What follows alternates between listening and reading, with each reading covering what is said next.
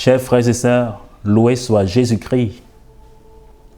Hier, Jésus donnait des injonctions à ses apôtres au sujet du contenu de la mission. Annoncer la bonne nouvelle, guérir les malades, purifier les lépreux et expulser les démons.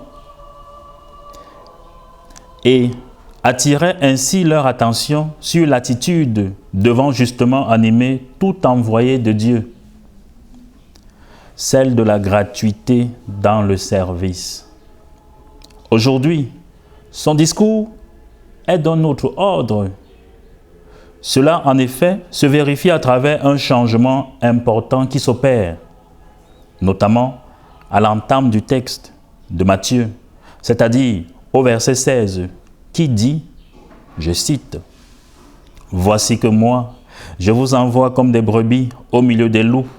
Soyez donc prudents comme les serpents et candides comme les colombes. » Chers fidèles du Christ, notons que les 12 à qui Jésus a passé le flambeau pour prolonger son activité missionnaire passent du statut d'ouvrier dans le champ du Seigneur à celui de brebis au milieu de loups.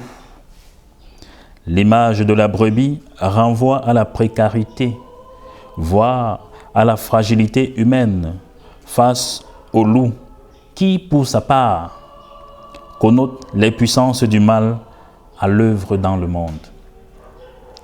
Oui, Jésus prophétise en mettant ses envoyés en garde des dangers qui les guettent dans un monde en proie à la parole qui sauve, dans un monde qui hait le nom de Jésus et par conséquent tous ses amis.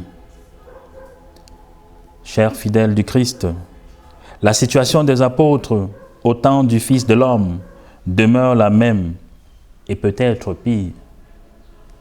C'est celle que vit l'Église d'aujourd'hui, un monde qui tue les prophètes.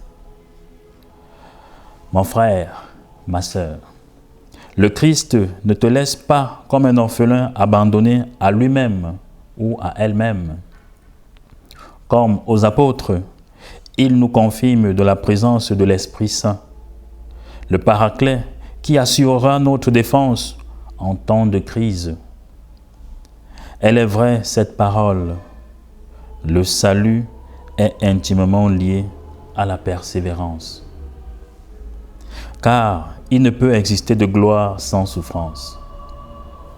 Nous sommes donc en droit de nous demander quel fut le secret des saints? Où puisaient-ils leur force? Il est évident que ce secret fut nul autre que leur attachement à Dieu, qu'ils puisaient dans la prière. Et saint Paul de dire clairement dans sa première épître aux Corinthiens, chapitre 6, verset 17, « Celui qui s'approche de Dieu et s'attache à lui devient un même esprit avec lui. » Cette intuition, sainte Thérèse d'Avila nous la livre dans son château de l'âme à travers sa doctrine sur l'oraison. Loué soit Jésus-Christ.